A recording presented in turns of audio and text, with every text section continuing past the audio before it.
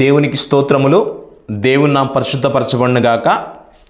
నాకు ఈ అవకాశం ఇచ్చినటువంటి దేవాది దేవునికి, ఇక్కడ కూడి ఉన్న సంఘస్థులందరికీ కూడా, ఈ కార్యక్రమాన్ని ఎవరైతే వీక్షిస్తున్నారో వారందరికీ కూడా యేసుక్రీస్తు నామం పేరిట హృదయపూర్వక వందనం తెలియపరుస్తున్నానండి. దేవుని యొక్క చిత్తానుసారంగా దేవుని కృప ద్వారా 40 రోజులు ఉపవాస ప్రార్థన కూడికలలో, శిలువ ధ్యానములు కూడికల్లో 9వ రోజు మనం ప్రవేశించడానికి దేవుడు ఎంతో సహాయం సమకూర్చాడండి. ఇక 9వ రోజు ఈ యొక్క ప్రార్థనా కూడికల్లో ప్రారంభ ప్రార్థన నుంచి ఇప్పటి వరకు కూడా దేవాది దేవుడు ఎంతో తోడుగా నడిపించాడు. పరిశుద్ధాత్మ యొక్క సహాయం ద్వారా ఇప్పటి వరకు జరిగించడానికి దేవుడు సహాయం అందించాడండి. అందును బట్టి దేవాది దేవునికి స్తోత్రం తెలియపరుస్తున్నాను. అలాగే దేవుని యొక్క చిత్తానుసారంగా ఈరోజు కూడా మనం అందరం కూడా వాక్య భాగంలోకి వెళ్దాము. వాక్య భాగంలోకి వెళ్ళేటప్పుడు ప్రతి ఒక్కరు కూడా ప్రార్థనాపూర్వకంగా దేవుని యొక్క సన్నిధిలో కూర్చోవలసిందిగా ప్రభు పేరటిని మనవి చేయుచున్నాను. దయచేసి ఎవరైనా కానీ మీ దగ్గర సెల్ ఫోన్స్ ఉన్నట్లయితే వాటిని సైలెంట్ మోడ్లో పెట్టవలసిందిగా ప్రభు పేరటిని మనవి చేయుచున్నాను. మనమందరం వాక్య భాగంలోకి వెళ్దాము. కొరింథీయులకు రాసినటువంటి మొదటి పత్రిక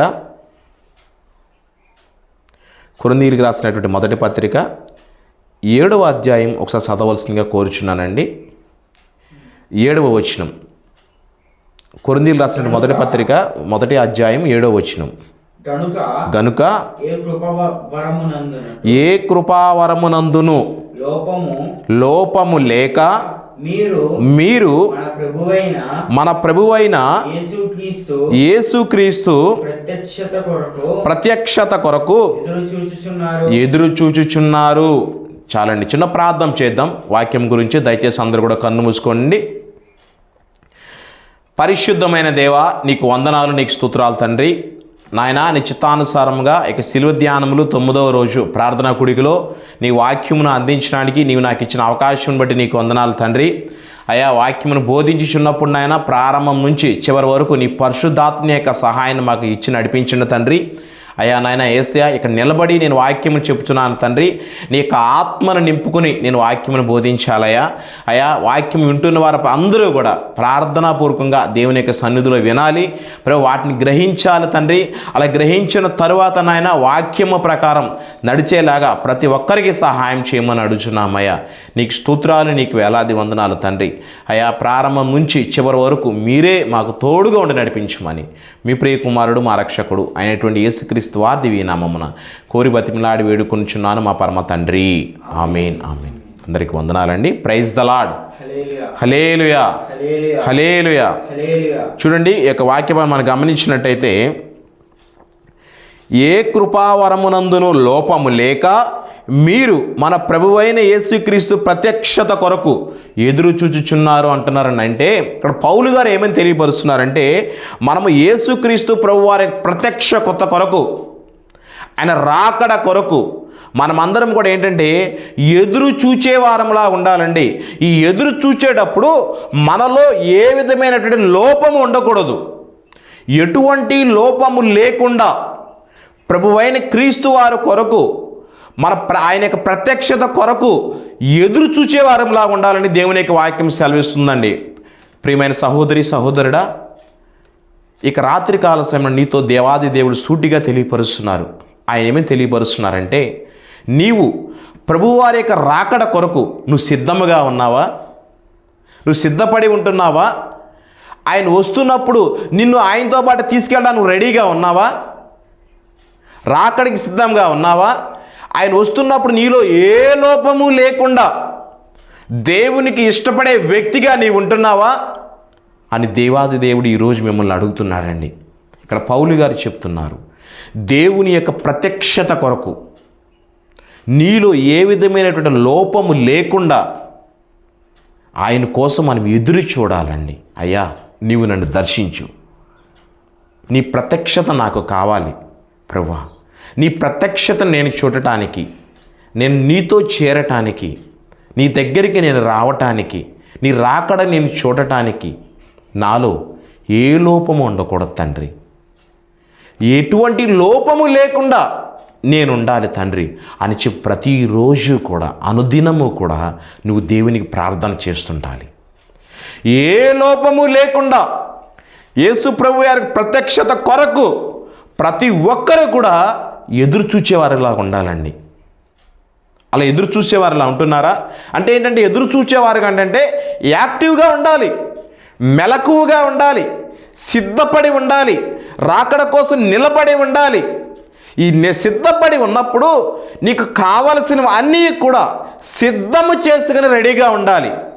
అలా ఉన్నప్పుడు ప్రభువారు వచ్చినప్పుడు, పెండ్లి కుమారుడు వచ్చినప్పుడు ఆయనతో పాటు నువ్వు వెళ్ళటానికి నీ దగ్గర అన్నీ సిద్ధముగా ఉన్నాయి కాబట్టి దేవుడు నిన్ను తీసుకెళ్తాడు. హల్లెలూయా, హల్లెలూయా. ప్రియమైన దేవుని బిడ్డ, ఈరోజు నువ్వు దేవుని యొక్క సన్నిధానంలో ఉంటున్నావు. దేవుని యొక్క సన్నిధానంలో నువ్వు ఉన్నప్పుడు సమస్తమును నువ్వు కలిగి ఉండాలి. దేవుని ద్వారా ఆశీర్వదించబడి ఉండాలి.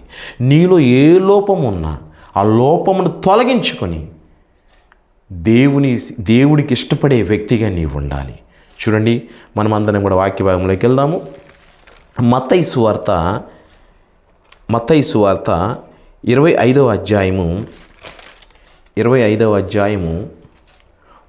వచనం నుండి 13వ వచనం వరకు. మత్తయి సువార్త 25వ అధ్యాయము 1వ వచనం నుండి 13వ వచనం వరకు మనం చదువుకుందామండి. పరలోక రాజ్యము తమ దివిటీలు పట్టుకొని పెండ్లి కుమారుని ఎదుర్కొనుటకు బయలుదేరిన 10 మంది కన్యకలను పోలియున్నది. వీరిలో 5 బుద్ధి లేనివారు, 5 బుద్ధి గలవారు. బుద్ధి లేనివారు తమ దివిటీలు పట్టుకొని తమతో కూడా నూనె తీసుకుని పోలేదు. బుద్ధి కలవారు తమ దివిటీలతో కూడా సిద్ధిలలో నూనెని తీసుకుని పోయిరి. పెండ్లి కుమారుడు ఆలస్యము చేయగా వారందరూ కునికి నిద్రించుచుండిరి. అర్ధరాత్రి వేళ ఇందుగో పెండ్లి కుమారుడు అతనిని ఎదుర్కొన రండి అని కేక వినబడింది. చాలండి. చూడండి, ఇక్కడ చిన్న ఉపమానాన్ని మీకు తెలియపరుస్తున్నానండి. ఇక పరలోక రాజ్యము దివిటీలు పట్టుకుని పెండ్లి కుమారుని ఎదుర్కొనుటకు బయలుదేరినటువంటి 10 మంది కన్యకలను పోలికనే ఉన్నదండి. చూడండి, ఈ యొక్క ఉపమానం నేను మీకు క్లుప్తంగా మీకు తెలియపరుస్తున్నానండి. చూడండి, ఒక 10 మంది కన్యకలు ఉన్నారు. వీళ్ళందరూ కూడా పెండ్లి కుమారుడు ఎప్పుడు వస్తాడా, ఆయనతో పాటు మేము వెళ్ళాలి అన్నట్టుగా రెడీగా ఉన్నారండి. అయితే పెండ్లి కుమారుడు ఏ సమయంలోనే రావచ్చు, అర్ధరాత్రి వేళ రావచ్చు, ఎప్పుడైనా రావచ్చు. ఆయన వచ్చినప్పుడు ఎవరైతే దివిటీలు పట్టుకుని సిద్ధపడి సంసిద్ధంగా వెలుగుతూ ఉంటారో ఆయన పెండ్లి కుమారుడు అటువంటి కన్యకలను తీసుకువెళ్తారండి. అయితే ఆ సమయంలో ఒక 10 మంది కన్యకలు ఉన్నారు. ఈ 10 మంది కన్యకలలో 5 మంది బుద్ధి కలిగిన వారు ఉన్నారు, ఒక 5 మంది బుద్ధి లేని కన్యకలు ఉన్నారండి.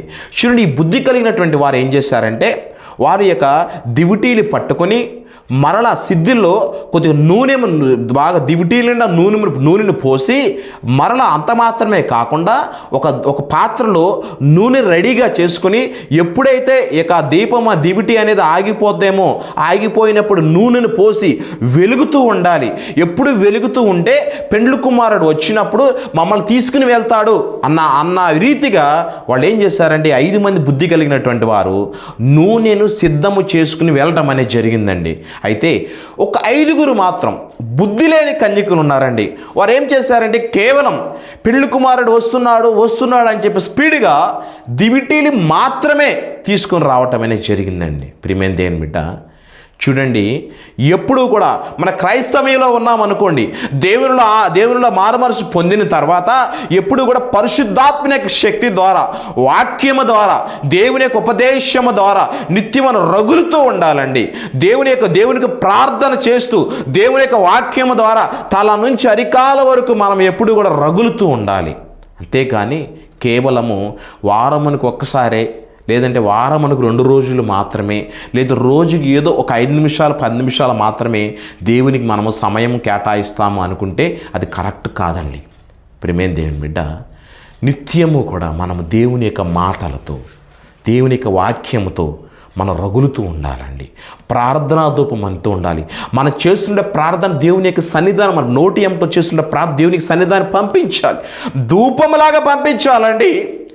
దేవాది దేవుడు ఏ సమయంలో రావచ్చు, నువ్వు రాకడికి సిద్ధంగా ఉండాలి. ఆ సిద్ధంగా ఉండేటప్పుడు నీలో ఎటువంటి లోపము ఉండకూడదు. ఏ లోపము లేకుండా యేసుక్రీస్తు వారికి ప్రత్యక్షత కొరకు ఎదురు చూడాలని పౌలు గారు చెప్తున్నారు. ప్రియ సంగమా, నీలో ఎటువంటి లోపముతో నువ్వు ఉన్నావేమో, నువ్వు మెలకువగా ఉండట్లేదేమో, కేవలం నిద్రమత్తులా నువ్వు ఉంటున్నావేమో. ప్రియమైన దేవుని బట్టి ఈరోజు నువ్వు సరి చేసుకో. దేవుడు ఈరోజు నీతో సూటిగా మాట్లాడుతుంది. రాత్రి కాల సమయన నువ్వు సరి చేసుకోమంటున్నాడు. దేవుడు నిన్ను విమర్శించుకోమంటున్నాడు, నిన్ను పరీక్షించుకో అంటున్నాడు. చూడండి, బుద్ధి కలిగినటువంటి కన్యకల్లా నీవు ఉంటున్నావా, లేదా బుద్ధి లేని కన్యకల్లాగా నీవు ఉంటున్నావు?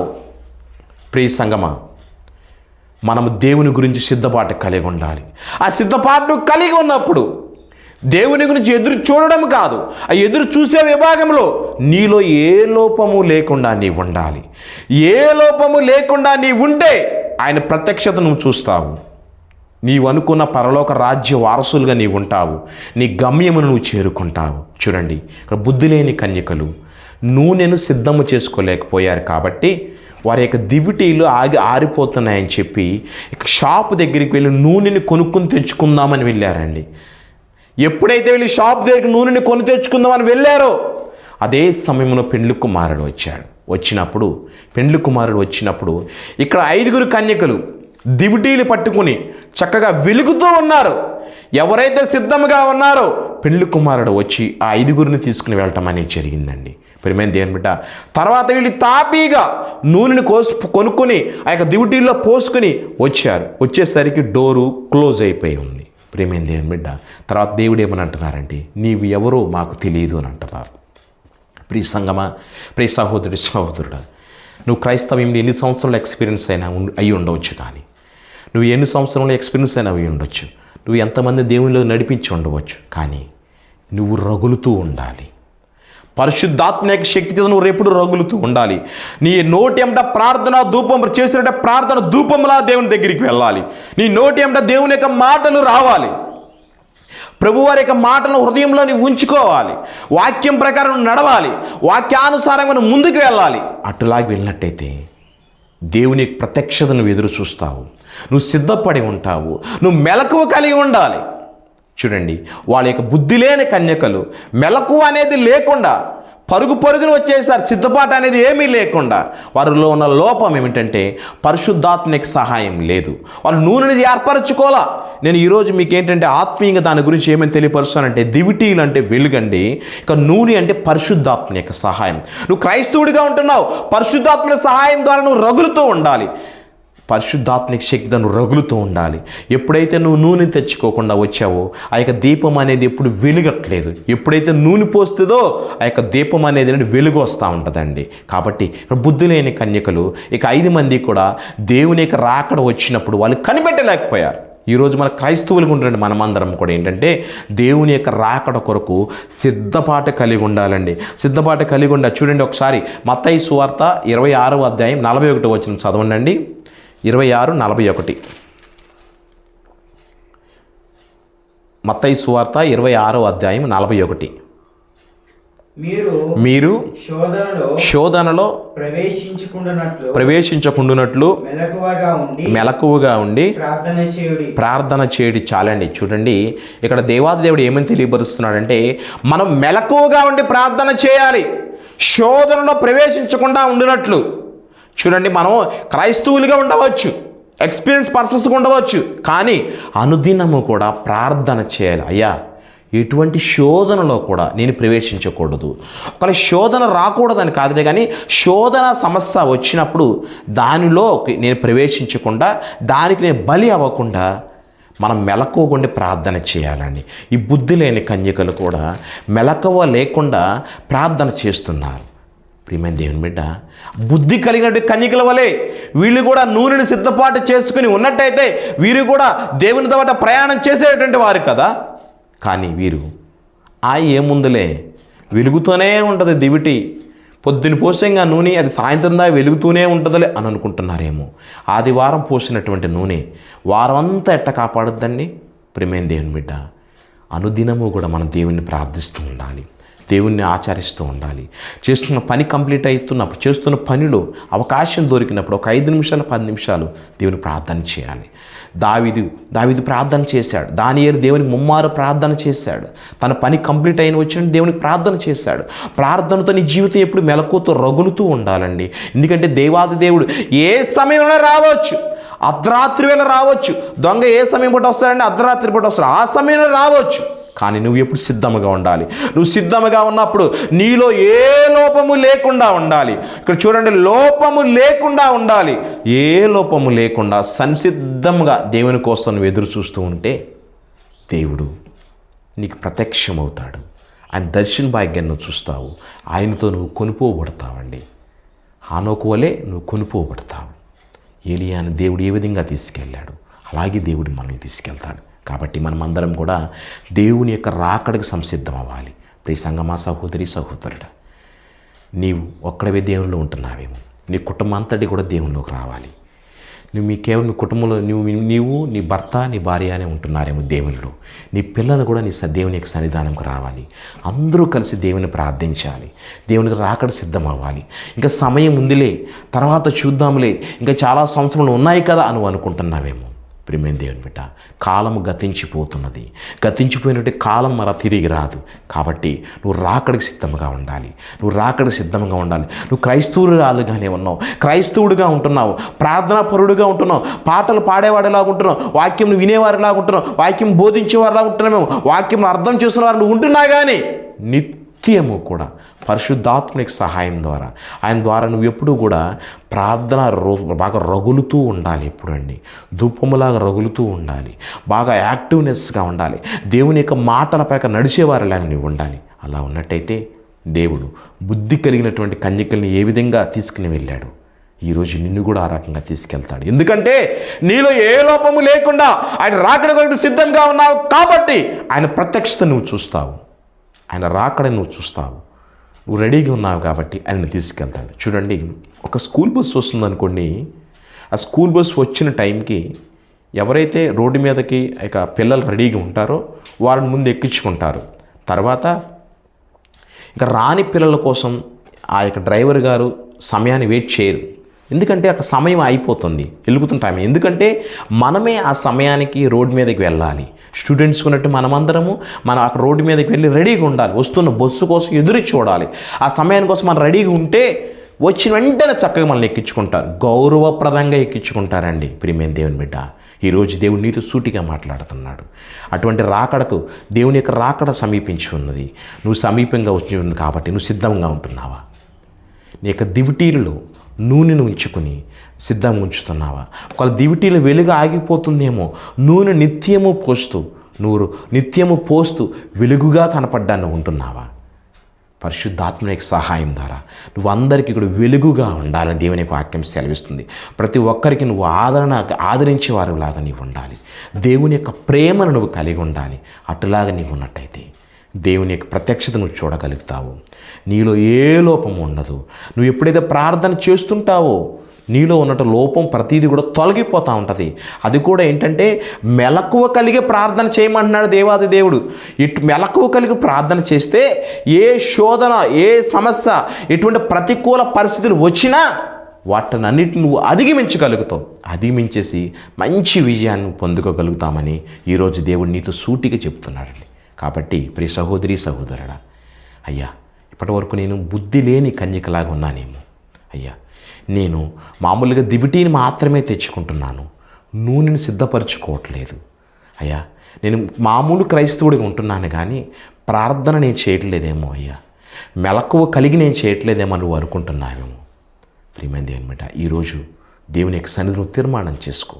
దేవుని యొక్క సన్నిధి తీర్మానం చేసుకో. ఏమిటి ఆ తీర్మానం అంటే, అయ్యా, నేను ఈ రోజు నుండి మెలకువ కలిగి నేను ప్రార్థన చేస్తాను, మెలకువ కలిగి ప్రార్థన చేస్తాను, నీ రాకడ కోసం సిద్ధపాటు కలిగి ఉంటాను అయ్యా. పరిశుద్ధాత్మ శక్తి ద్వారా ప్రార్థనాపరుడుగా నేనుంటాను, నువ్వు ఇష్టపడేటటువంటి వస్తువుగా నేను ఉంటానయ్యా అని చెప్పి నువ్వు ఉన్నట్టయితే దేవుని యొక్క సన్నిధిలో కళ్ళు మూసుకుని తీర్మానం చేసుకో. మనం అందరం కలిసి ప్రార్థన చేద్దాం, ప్రార్థన చేద్దాం, ప్రార్థన చేద్దాం. ప్రార్థన. మహాపరిశుద్ధుడా, మహారక్షకుడా, నీ మహోత్సవం గురించి నీ గణనామమునికి స్తోత్రం చెల్లించున్నామయ్యా. ప్రభువా, నీకు వందనాలు తండ్రి, నీకు స్తోత్రాలు తండ్రి. మా రాజ్య నీకు వందనాలు, మా తండ్రి నీకు వందనాలు అయ్యా. నీ చిత్తానుసారంగా ఇక 9వ రోజు శిలువ ధ్యానములు యొక్క ప్రార్థనా కూడికల్లో నాయన మీరు మాతో సూటిగా మాట్లాడారు తండ్రి అయ్యా. మీ క్రైస్తవ్యంలో ఉంటున్నాం, నీ బిడ్డలుగా ఉంటున్నాం, నీ యొక్క ప్రార్థనా కూడికల్లో అన్నింటిలో అటెండ్ అవుతున్నాం, ప్రార్థనా కార్యక్రమంలో అన్నింటిలో పార్టిసిపేట్ చేస్తున్నారు తండ్రి అయ్యాగా. అయినా కానీ తండ్రి నీ రాకడ కోసం ప్రభువా సిద్ధపాటు కలిగి ఉండట్లేదే వీళ్ళు అయ్యా. దివిటీలలోకి తండ్రి నూనెని సిద్ధపాటు చేసుకోవట్లేదు తండ్రి. ప్రార్థనాపరుడుగా ఉండాలంటే నాయన నిత్యము తండ్రి నీలో రగులుతూ ఉండాలి తండ్రి అయ్యా. సిద్ధపాటు లేకుండా ఉంటున్నారేమో అయ్యా. ఇక్కడ కూడి ఉన్న ప్రతి ఒక్కరిని ప్రభు దర్శించండి.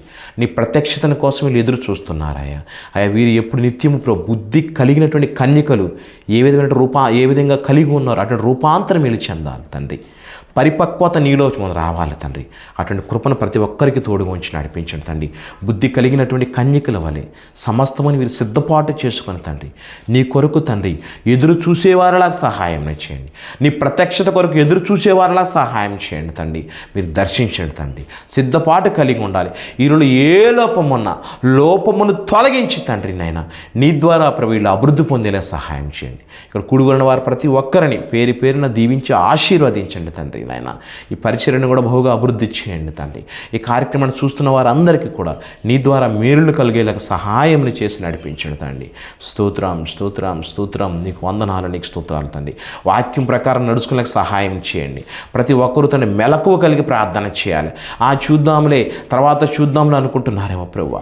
కాలము ప్రభు గతించిపోతున్న తండ్రి. కాబట్టి ప్రతి ఒక్కరూ నీ గురించి తండ్రి సిద్ధపాటు కలిగి తండ్రి రెడీగా ఉండి ప్రభు నీ రాజ్య వారసులుగా ఉండేలాగా సహాయం చేసి నడిపించమని, మీలో ఫలించేలా కార్యం నడిపించమని మీ ప్రియ కుమారుడు మా రక్షకుడు అయినటువంటి యేసుక్రీస్తు వారి దివ్యనామమున కోరుబతి వినాడి వేడుకొనుచున్నాను మా పరమ తండ్రి. ఆమేన్. పరమ తండ్రి అయినటువంటి దేవుని ప్రేమ, ప్రభు అయినటువంటి యేసుక్రీస్తు వారి కృప, పరిశుద్ధాత్మని యొక్క అన్యోన్య సహవాసము, నిత్య సమాధానము, సంతోషము, ఆనందము, ఉత్సాహము ఇక్కడ కూడి ఉన్న వారందరికీ, సకల పరిశుద్ధులకు, సకల సంఘాలకు ప్రత్యేకంగా ఈరోజు వాక్యం ప్రకారం నేను నడవాలి అని ఎవరైతే తీర్మానం చేసిన వారందరికీ ఇప్పుడు నేను ఎల్లప్పుడూ ప్రభాకడ పర్యంత వరకు తోడే ఉండి ఆశీర్వదించును గాక. ఆమేన్, ఆమేన్. అందరికీ వందనాలండి. Praise the lord. కూడిక ముగిసిపడింది. రేపటి కాల సమయాన మరలా రేపు రాత్రి కాల సమయం మనం కలుద్దామండి. Praise the lord.